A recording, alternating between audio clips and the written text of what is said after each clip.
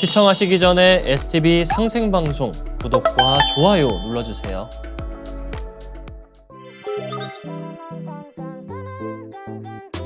How could you deal with such pain every day? 이것이 무엇인지 다들 아시겠죠? 조선시대 말기에 선비들이 바둑 두는 모습인데요. 백제의 계로왕은 바둑을 지나치게 즐겨했고 고구려 사람들도 바둑을 즐겨뒀다는 역사 기록이 있습니다. 또 옛 이야기 속에서 신선들은 바둑을 두는 모습으로 자주 등장합니다. 이세돌과 알파고의 대결로 전 세계 이목이 집중된 때도 있었죠. 상대님 천지공사와 바둑은 어떤 관련이 있을까요? 오늘 그 궁금증을 해결하는 시간을 갖도록 하겠습니다. 네, 오늘 도움 말씀 주실 전희수 소사님 모셨습니다. 소사님 안녕하세요. 반갑습니다. 네. 저희가 상대님께서 집행하신 천지공사 내용을 공부하고 있는데요. 지난 시간에 살펴본 내용을 정리해 주시겠어요? 네, 알겠습니다. 상대님께서 선천 상극의 질서 속에서 맺힌 네. 인간과 신명의 그런 원한을 풀고 후천 성경을 열어주시기 위해서 그런 구원의 법방으로 쓰신 게 뭐냐 하면 바로 천지공사라는 것입니다. 네. 이 천지공사야말로 상제님께서 인간으로 오신 목적이라고 할 수 있습니다. 그리고 상제님께서 이 천지공사를 집행하는 데 있어서 사령탑을 네. 조화정부라고 하고 또는 그 사령탑의 구성원들이 신명들이기 때문에 신명조화정부라고 합니다. 네. 이 신명조화정부는 크게 그 구성이 자연신과 그리고 인격신으로 구성되어 있는데요. 네. 그 자연신 그리고 인류 역사에 왔다가 간 그런 위대한 역사적인 그런 신명들로 구성이 되어 가지고 이 도운공사와 세운공사를 실질적으로 이끌어가고 있다라는 것을 지난 시간에 살펴봤습니다. 네. 네. 이제 세운과 도운이 어떻게 흘러가는지를 알면은 인류 역사와 상대님의 도가 어떤 방식으로 어떻게 전개되는지를 알 수 있다는 말씀인데요. 현실 역사와 관련된 이야기여서 그런지 천지공사 공부할 때가 제일 재밌는 것 같습니다. 네, 그렇습니다. 지역 도장에서도 저희들이 천지공사 공부를 하는 시간이 되면 네. 도생님들의 그 주의력이 굉장히 이렇게 집중이 된다 이런 네. 것을 저희들이 체감을 하고 있는데요. 천지공사에는 이제 도운과 세운으로 구성이 되어 있습니다. 네. 그 가운데 이 세계 정치 질서가 앞으로 어떻게 돌아갈 것이냐라고 하는 것에 대한 상대님의 공사, 즉 세운공사 부분을 오늘 이 시간에 공부해 보도록 하겠습니다. 네. 그 주제 성구가 있는데요. 좀 읽어 주시겠습니까? 네. 상제님이 역사적인 원신과 역신을 묶어서 이 세상 둥글어갈 천지공사의 틀을 짜셨다. 원신은 세운에 갖다 붙이고 역신은 도운에 갖다 붙이셨다. 이 원신과 역신이 바로 천지공사를 보신 재료이자 바탕이다. 상제님의 천지공사는 역사적인 신명들을 다 모아서 해원의 역사를 시키신 것이다. 선천에 이 자연에는 상극의 질서가 작용을 합니다. 네. 근데 이 상극의 자연 질서가 인간의 삶이라든지 이 문명에서 작용할 때 보면 그것이 부정적인 어떤 결과를 초래하는 경우가 있는데요. 그것을 원과 한이라고 이야기를 합니다. 네. 지나간 인류 역사를 되돌아보면 국가나 민족 또는 개인 간에 서로 대립하거나 네. 갈등하거나 이런 일이 있은 후에는 필연적으로 전쟁이 되풀이되었던 그런 역사를 저희들이 알고 있습니다. 그 과정에서 이제 수많은 사람들은 원과 한을 맺고 살아갈 수밖에 없었던 것이죠. 네. 그래서 인종 문제라든지 또는 그 민족 갈등이라든지 네. 종교 갈등이라든지 또는 빈부격차 또는 지난 역사가 남성 중심적인 그런 문화이다 보니까 그 과정에서 억압받았던 여성들의 원한 등 이 선천 역사라고 하는 것은 그 원한이 그런 절규하는 역사였다 이렇게 표현할 수가 있겠습니다. 네. 그래서 상제님께서는 이렇게 그 억울하게 살다간 수많은 그런 신명들의 원한과 살기가 쌓이고 쌓여가지고 천지에 가득 차가지고 인류가 멸망당하게 되었다라고 이 역사 진단을 해 주신 것도 있습니다. 네. 네. MC님께서는 그 인간을 불행하게 하거나 또 어둡게 하거나 또 고통으로 빠지게 하는 그러한 원인이 무엇이라고 생각하시는지요? 글쎄요. 하고 싶은 일을 하지 못하거나 또는 내 뜻대로 일이 잘 풀리지 않을 때 또는 학업이나 업무로 인해서 너무 무리하게 될 때 등 여러 가지 있을 것 같습니다. 네, 그렇습니다. 상제님께서는 도전을 보면 원래 인간 세상에서 하고 싶은 일을 하지 못하면 분통이 터져서 큰 병을 이룬다라는 말씀이 있고요. 네. 태상종도사님 말씀 가운데는 네. 선천에는 상극이 사배해서 누구도 제 뜻대로 살다간 사람이 없다라고 하셨습니다. 네. 그래서 신명계라는 것은 이 천상의 신명계라는 것은 그런 원과 한을 가진 신명들로 꽉 들어차 있다라고 보시면 되겠습니다. 네. 이 언제 폭발이 될지 모를 죄악의 씨앗을 잉태한 이런 신명들의 원한이라고 하는 것은 죽음의 기운을 뿌리기도 하고 또는 인간을 타락시키기도 하고 네. 또는 세상을 파괴하거나 생명을 병들게 하는 이런 무서운 힘으로 역사에 작용을 하는 것입니다. 네. 그렇다면 인간을 불행하게 하고 또 문명을 병들게 하는 이 원한은 반드시 해결이 되어야 되지 않겠습니까? 네, 맞습니다. 그러면 어디에서부터 어떻게 시작해야 되겠습니까? 네. 글쎄요. 문제를 해결하려면 문제가 발생한 원인부터 찾아서 고쳐야 되지 않을까요? 네, 그렇습니다. 거기에 대한 것도 상제님의 말씀을 한번 제가 살펴보겠습니다. 도전을 보면 무릇 머리를 들면 조리가 펴짐과 같이 천륜을 해한 기록의 시초이자 원한의 역사의 처음인 당뇨의 아들 단주의 깊은 원을 풀면 그 뒤로 수천 년 동안 쌓여 내려온 모든 원의 마디와 고가 풀리게 될지라 라는 도전 말씀이 있습니다. 네. 상제님께서는 이 원한의 역사가 단주라는 인물로부터 비롯되었다라고 밝혀주시고 네. 그래서 해원의 첫걸음은 원한을 푸는 첫걸음은 네. 이 원한의 머리가 되는 단주의 깊은 원한을 푸는 데서부터 시작해야 된다고 하셨습니다. 단주가 이제 지상에서 인간으로 살 때 뭔가 포부를 가지고 있었는데 그 포부를 이루지 못했으니까 네. 마음껏 펼 수 있도록 상제님께서는 천지공사 도수를 짜심으로 해가지고 네. 그 과정에 인류가 해원하고 동서세계가 구원되는 그런 길을 열어주신 것이죠. 우리가 옷을 입다가 단추가 잘못 깨어지면 단추를 풀어서 처음부터 다시 깨잖아요. 그것과 마찬가지로 원한의 문제를 해결하려면 그것이 시작된 근본 원인을 찾아야 되는데 그 시작점에 단주라는 분이 계신다는 거네요. 네, 맞습니다. 상제님께서 처음 밝혀주신 내용입니다. 네. 단주는 우리가 역사 시간에서 들어보지 못한 이름인데요. 육아의 경전을 보면 네. 서경이나 중국 고대사를 기록한 죽서기년 등 몇몇 서책을 보면 네. 단주에 대한 기록이 나옵니다.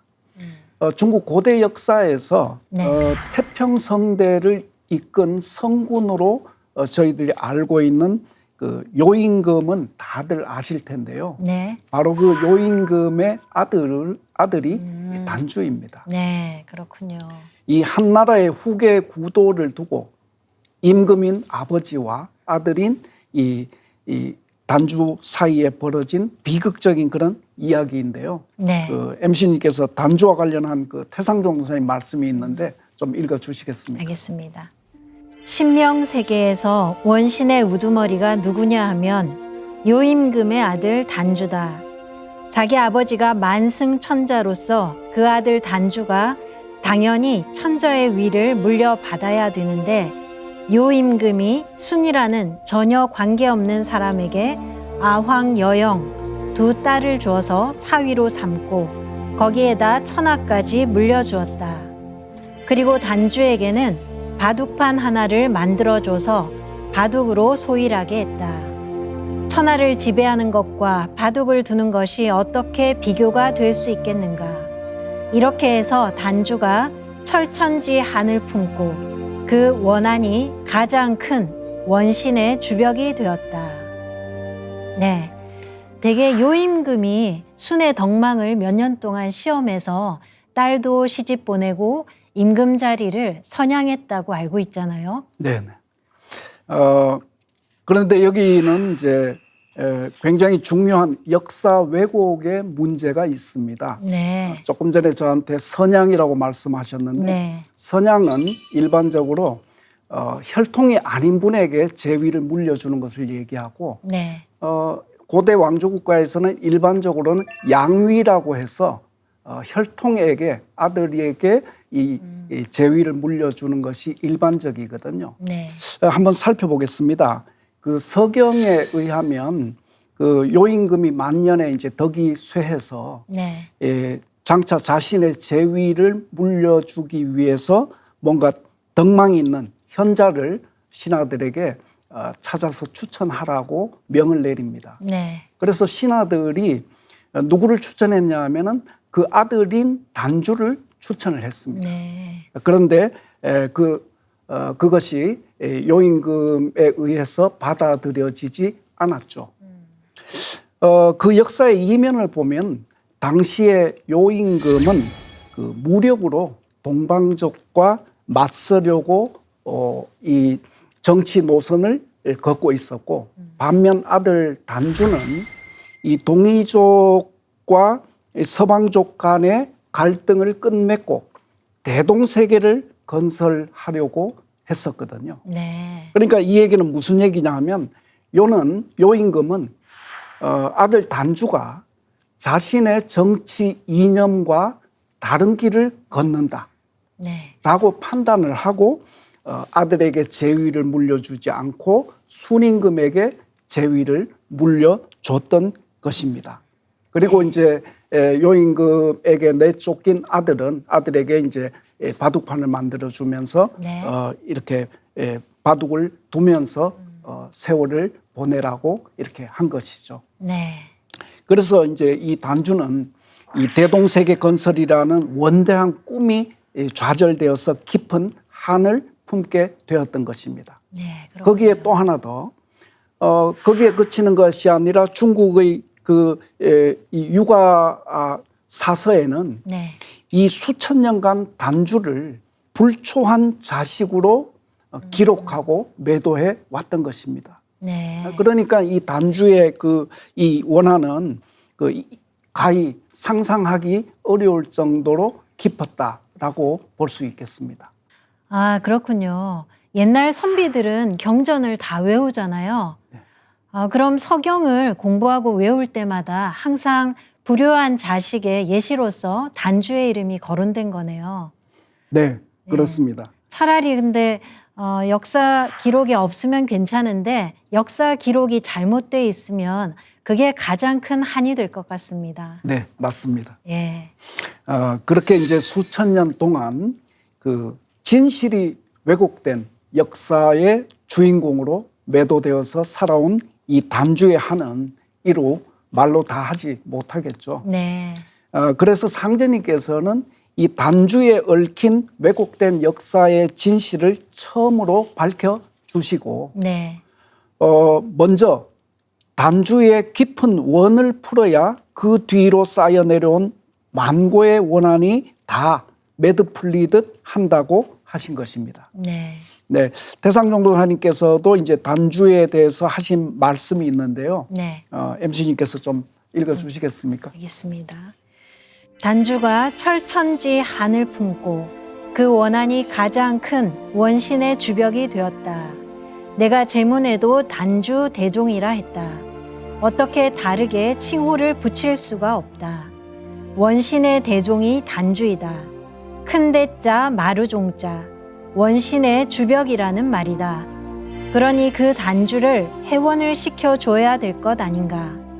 그때 천자를 한 것 이상으로 그 한을 풀어주어야 한다. 그래서 상제님께서 단주 회원을 머리로 해서 신명 회원 공사의 틀을 짜시게 된 것이다.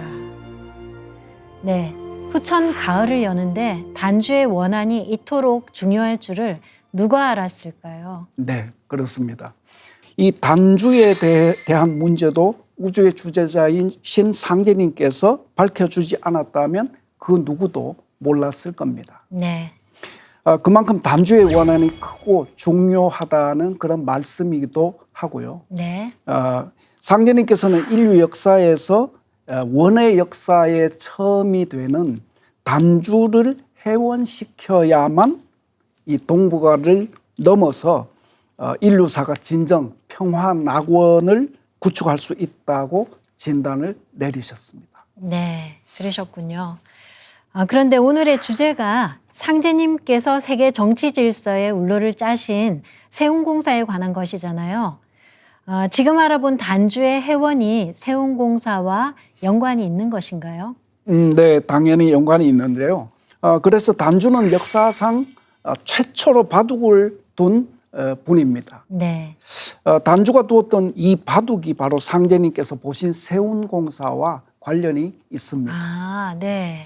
이 상제님께서 단주의 깊은 원을 풀면, 네. 단주의 이 깊은 원을 풀면 그 뒤로 쌓여 수천 년 동안 내려온 모든 원의 마디와 고가 풀린다고 하셨습니다. 네. 그러니까 그만큼 단주의 원을 푸는 문제가 중요하죠. 네. 절대적이죠. 그래서 단주의 원을 풀기 위해서 바둑과 관련한, 그러니까 즉 오선 위기도수, 바꿔서 얘기하면 다섯 신선이 바둑을 두는 형국으로 세계 정치 울로가 돌아가도록 세운공사를 짜신 것이죠. 네. 그래서 이 세운공사라는 것은 단주 회원공사라고 말씀드릴 수 있습니다. 네, 그렇군요. 최초로 바둑을 둔 단주가 아마도 바둑에 관해서는 최고의 전문가이지 않을까 싶은데요. 네, 그렇습니다. 그래서 이제 대동세계를 만들려고 했던 큰 꿈, 그리고 경륜, 그런 지혜를 가지고 있었지만 그 뜻을 펴보지도 못한 채 죽은 이 단주의 깊은 원을 풀기 위해서 상제님께서는 어떤 말씀을 하셨냐면은 도전해 보면 이제 단주를 자미원에 위쾌하여 다가오는 선경 세계에서 세운을 통할하게 하느니라 라는 말씀이 있습니다. 그러니까 이제 이 세계 정치 질서가 조금 전에 말씀드린 오선 위기의 질서로 즉 다섯 신선이 바둑 두는 그런 형국으로 돌아가도록 판을 짜놓으시고 바둑에 있어서는 최고의 전문가인 단주에게 네. 세운의 정치 울로, 즉 이 바둑판을 직접 관장케 하심으로써 그의 한이 풀어지도록 하신 것이죠. 네, 그렇군요. 그럼 바둑판과 다섯 신선으로 구성된 오선위기는 현실에서 어떻게 드러나게 되나요? 네, 좋은 질문인데요. 네. 역시 상제님 말씀을 한번 제가 먼저 읽어드리겠습니다. 내가 이제 천지의 판을 짜러 회문산에 들어가노라. 현하대서를 오선 위기의 기령으로 돌리나니 두 신선은 판을 대하고 두 신선은 훈수하고 한 신선은 주인이라 라는 말씀을 하셨는데요. 다시 말씀드리면 바둑판의 주인인 우리나라를 중심으로 해서 4대 강국이 패권 다툼을 벌이면서 지구촌 정치 질서의 대세가 돌아가도록 판을 짜신 것이죠. 네. 이 오선 위기에 대한 태상종 도사님 말씀도 계시거든요. MC님께서 좀 읽어주시겠습니까? 네. 상제님께서 이 세상 판 둥글어가는 것을 우리나라라는 바둑판을 중심으로 짜놓으셨다. 무슨 말인고 하니 전라북도 순창 회문산에 오선 위기혈이 있는데 상제님이 그 혈 기운을 뽑아서 세계 정세를 5 신선이 바둑 두는 것처럼 둥글어 가게끔 만드셨다. 2 신선은 판을 대하고 2 신선은 훈수를 하고 1 신선은 주인이라. 주인은 어느 편도 들 수 없어 수수방관만 하고 그저 손님을 대접하는 봉궤지절만 맡았다. 실제로 상제님께서 천지공사를 보신 이후로 우리나라를 중심으로 미국, 중국, 러시아, 일본이 세력 다툼을 벌이고 있는데요. 네, 상제님께서 천지공사를 보신 1901년 이래 네. 지금까지 이 바둑판인 우리나라 조선 땅을 중심으로 한 역사 질서는 네. 이 세운공사가 발현되어 가지고 이 오선 위기 형국의 질서 그대로 국제 관계가 전개되어 왔습니다. 네. 그래서 이 상세한 내용은 아마 다음 시간을 통해서 좀 더 알아보도록 하겠습니다. 네. 우리나라를 중심으로 4대 강국이 세력을 계속 유지해 왔다는 것이 천지공사를 알고 나서 보니 더 새롭게 보이는 것 같습니다. 그런데 우리나라를 바둑판이라고 하셨는데요. 그렇게 하신 것도 어떤 천지 이치가 담겨 있겠죠? 네, 그렇습니다. 거기에 대한 해답은 제가 태상 종도사님께서 말씀해 주신 것이 있기 때문에 네. 그 말씀을 제가 읽어드리도록 하겠습니다. 상제님께서 세계 정세를 우리나라 대한민국이라는 바둑판을 바탕으로 잡아 돌리셨다. 바둑판을 보면 가로 19줄, 세로 19줄, 보태면 38줄이 된다. 그게 바로 우리나라를 남한과 북한으로 가르고 있는 38이다. 이 38선이라는 위도선은 우리나라의 국지적인 38선이 아니고 지구의 38선이다. 바둑판은 그 점의 수가 360점이다.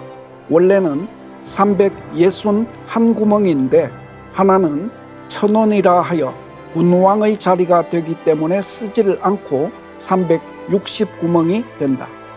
그러면 우리나라가 어떻게 생겼기에 360구멍이 있느냐고 물을 수 있다.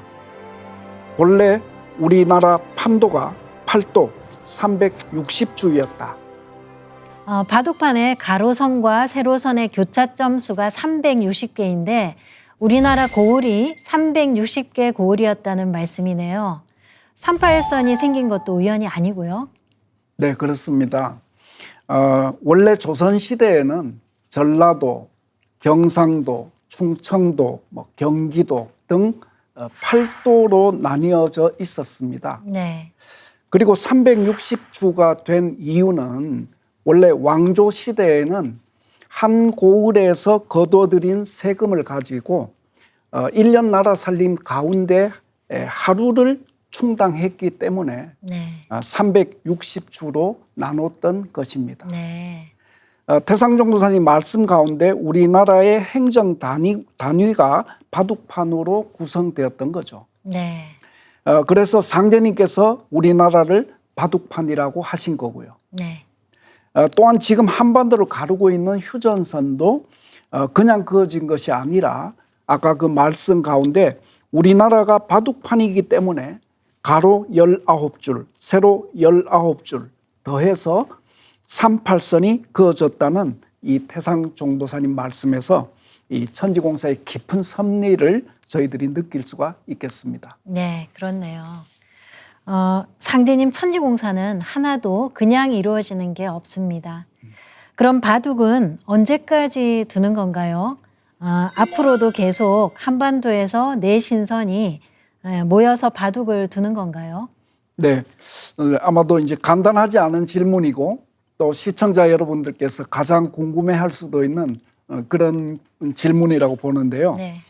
상제님께서는 후천의 새 역사의 문을 여는 오선 위기 이 바둑판 도수가 네. 이 삼변 성도의 원리에 따라서 세 판의 바둑으로 마무리되도록 판을 짜셨습니다. 네. 그것이 바로 이제 씨름판 도수입니다. 네. 증산도 도전 5편 7장을 보면 현하대세가 씨름판과 같으니 애기판과 총각판이 지난 뒤에 상씨름판으로 판을 마치리라라는 상씨름 도수에 대한 상대님의 말씀이 있습니다. 네. 그럼 바둑판과 씨름판 도수가 복합적으로 섞여 있다는 말씀이시네요. 네, 그렇게 볼 수 있겠습니다. 네. 조선을 중심으로 이제 4대 강국이 바둑을 두는 형국으로 세계 정치 질서를 짜 놓으시고 다시 씨름판에 비유를 하셔서 네. 세 판을 싸워서 최종 승부가 나도록 판을 짜신 것이죠. 네. 그 세 차례의 이제 대국을 애기판, 총각판, 상씨름이라고 합니다. 네. 예를 들면은 5명의 주인공이 그 삼막으로 짜여진 연극을 하듯이 5나라가 역사의 전면에 등장을 해서 생, 장, 성 3번에 걸친 바둑을 두면서 세계 역사를 이끌어 나간다고 말씀을 드릴 수 있겠습니다. 네. 상제님의 세운공사는 오선 위기 바둑판이라는 공간과 세 차례 씨름판을 거치는 시간의 흐름 속에서 정교하게 집행되는 거군요.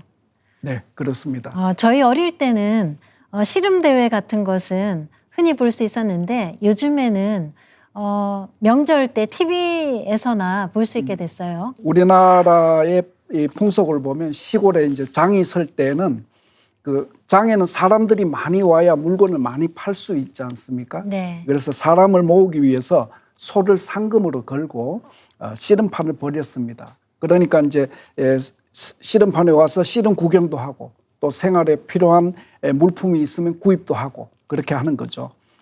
이것을 이제 난장판이라고 하거든요. 네. 그 난장판에서는 이제 우선 흥을 돋우기 위해서 어린 소년들이 먼저 씨름을 합니다. 네.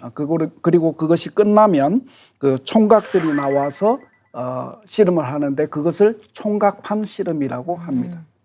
그리고 마지막에는 최고의 이제 씨름꾼을 뽑아가지고 소를 상금으로 주지 않습니까? 그래서 최고의 씨름꾼, 즉 상투를 튼 어른들이 나와서 씨름을 한다고 해서 상씨름이다. 네. 이렇게 얘기를 하거든요. 네. 이때 이제 이 소를 받아서 가는 거죠. 네. 네. 지금은 천하장사를 하면 황소 대신에 황소 모양의 트로피를 상으로 주고 있죠. 네, 그렇습니다. 뭐 예전만큼 그렇게 재미있는 정서는 아니지만 네, 그렇게 하고 있는데요. 그 태상종 목사님 말씀에서 이제 이 씨름판과 같은 관련된 말씀이 있는데 네. 좀 읽어 주시겠습니까? 네.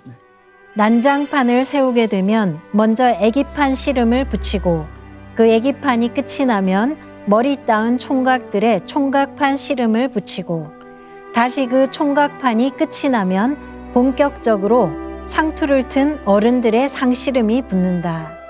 이 세계 정세가 애기판, 총각판, 상씨름판으로 둥글어 가게끔 상제님의 천지공사에서 이미 100년 전에 틀이 짜여졌다. 제1차 대전이 애기판이고 2차 대전이 총각판. 우리나라 남한과 북한의 6.25 동란 이후로 지금까지가 상씨름판이다.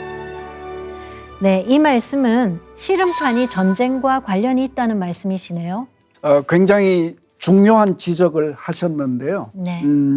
이 오선 위기의 내신선, 즉 세계 4대 강국이 우리나라를 바둑판으로 삼아서 3번의 대전쟁을 벌이는 것이 세운공사입니다. 네. 그래서 세운공사는 전쟁도수다 이렇게도 말씀드릴 수가 있겠습니다. 세운공사가 펼쳐지게 된 배경에 대해서 저희들이 알아야 할 것이 참 많은 것 같습니다. 네, 그렇죠. 가을개벽의 구원의 길을 열어주시기 위해서 천지공사를 보시기 위해서 오셨다. 상제님의 강세 목적에 대한 분명한 그런 배경이 또 이렇게 필요한 거고. 네. 그리고 이 천지공사는 또 세운공사와 도운공사가 이렇게 짜여져 있는데 네. 그 세상의 역사 울로인 세운과 상제님 도의 개척사의 과정인 이 도운으로 되어 있는데 이 세운공사는 만고에 쌓인 그 원신들을 회원하기 위한 프로젝트이고 이 도운공사는 그 역신들을 회원시키기 위한 프로젝트이다. 따라서 이런 이 역신과 원신의 그런 문제에 대한 그런 원한의 문제에 대한 것도 배경으로 저희들이 충분히 깊게 배경 지식으로 이렇게 알고 있어야 되고 네. 그리고 이제 이 원신이 회원하는 세운공사는 역사 진실이 왜곡된 채 수천 년을 내려온 단주의 원한을 필두로 해서 회원 프로그램을 가동시켰고 그 내용이 오선위기와 씨름판이라는 그런 말씀에서 우리는 현실 그 20세기의 역사 현실에서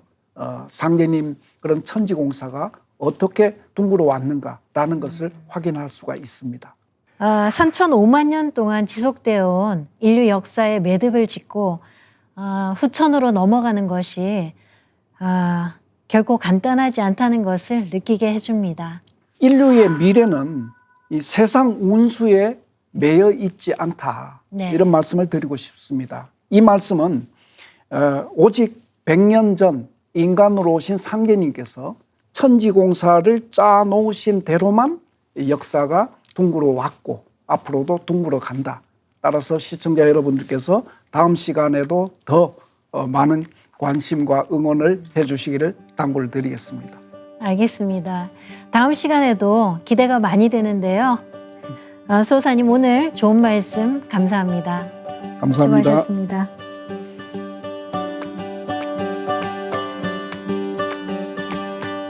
저는 세운과 도운 두 개의 울로를 보면 미국 시인 프로스트의 가지하는 길이 생각나곤 합니다. 노란 숲속에 두 갈래 길이 있습니다. 로 시작해서 그래서 나는 사람이 덜 밟은 길을 택했고 그것이 내 운명을 바꾸어 놓았다. 로 마무리하는데요. 상제님께서 집행하신 세운공사와 도운공사의 두 갈래 길에 나와 인류의 운명이 매여 있습니다. 끝없는 선택의 기로에 서게 되는 삶 속에서 상제님 진리를 만나 인생의 운명을 바꾸는 참된 성공의 길을 가시길 바라겠습니다.